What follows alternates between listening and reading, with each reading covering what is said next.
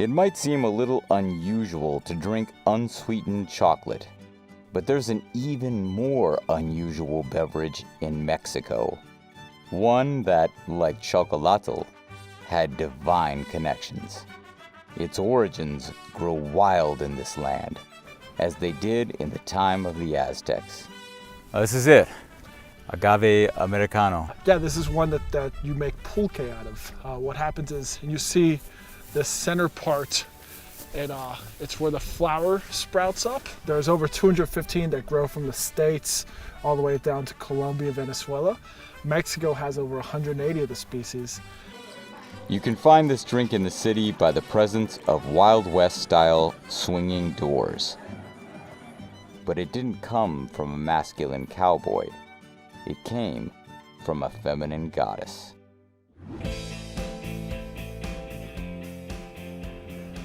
Inside Pulqueria Los Insurgentes, which recently was nominated as Mexico City's best bar, Pulque on the rise.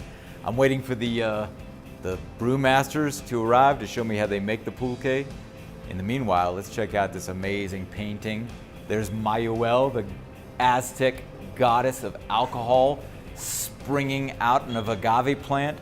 She's got rabbit ears because supposedly she gave birth to a bunch of rabbits, each one representing a different level of intoxication.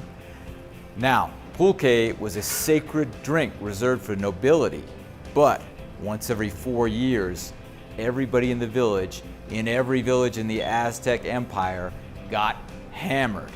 It was a way of honoring the goddess and to sort of celebrate this great plant, a sort of a gift of the gods that would allow you to access another level of perception. Los Insurgentes is at the spearhead of the resurgence of pulque in Mexico City. It still has the grit of a traditional pulqueria, but it introduces a trendy modern edge to the scene.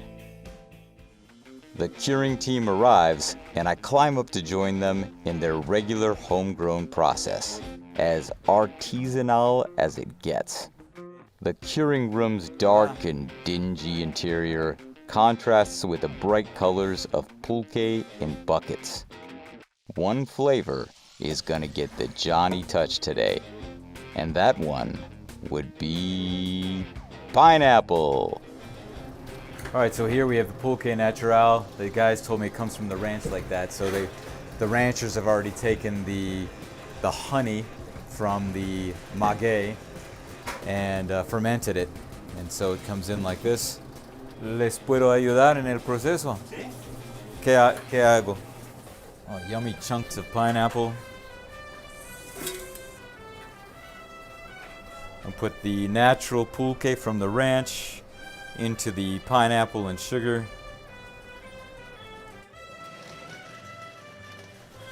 All right, now we've got the pulque with the pineapple flavor going into this old school barrel. Then we'll add some of the oat mixture to give it body. Wow, this is a super slimy substance coming out of here. Twisting. It's almost like some alien seed. It has the consistency of something you might find on an abandoned planet after your space marines came out of the ship. But as long as it doesn't jump up and hug my face, I'm happy to keep curando. Added to the pulque that gives it more body. This process has given me a real appreciation for the drink. Everything you see here is super all natural. You've basically got the sap of the maguey or the honey. You've got a little bit of oats to give it body. You've got fruit to give it flavor, and then some sugar to aid in the fermentation. Fantastic, all natural, and the turnover is about 2 days for this. At the maximum a week, and then it gets thrown out. Just look at that bucket. We humans consume mostly the dead, but this drink is alive. When I finish with the boys, it's time to enjoy our handiwork. Here it is, my pineapple pulque. Oh my God. It's like getting a bougie smoothie from a joint in Beverly Hills mixed with an alcoholic kick. And yeah, you know, the beer companies said it was slimy, that was part of their slander campaign. And it is a bit slippery, but no more than a mango smoothie. And check this out, it's pure Mexican. It comes from an Aztec tradition. And back in the day, if you weren't nobility, you could only get it once every 4 years. Now you can have it any day. How cool is that? Later, the owner of Los Insurgentes, Alan, joins me to drop some pulque knowledge. What happened to pulque? How did it survive? La prohibición de las plantas, ¿no? No solo del maguey, hay muchas plantas pues, prohibidas, ¿no? Desde ahí empezó toda esta cuestión. Y bueno, no fue la... They had religious significance to Claro, the Aztecs. el politeísmo mexica, ¿no? Todo estaba conectado con la cuestión religiosa, los ritos y bueno, todas sus fiestas, Yeah. sus tradiciones, en todo, pues bueno, obviamente cortar, ¿no? Todo lo que les... Alan goes on to tell me that since pulque was a religious sacrament, it was a threat to Spanish rule, and the consumption was suppressed. Right on. Well, cheers to you, man. I'm happy to see Cheers. pulque coming back up because I think it's a fabulous drink. And any tourist coming to Mexico needs to have some pulque. For sure. For sure. All right. Cheers to Cheers. pulque. Cheers.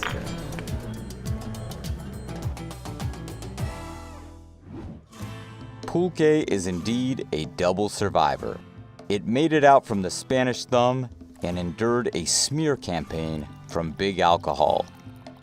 She may have humble origins and a poor man's preparation, but it's hard to keep a divine drink down. I'll soon learn she's not the only agave drink surging in Mexico, and not the only divine sacrament which survived Spanish conquest. I'm Jonathan Legg on a food unknown adventure in the mega metropolis called Mexico City, where several culinary surprises await the traveler, beginning with ant larvae and a cold mug of fermented agave sap, straight from the goddess to your glass.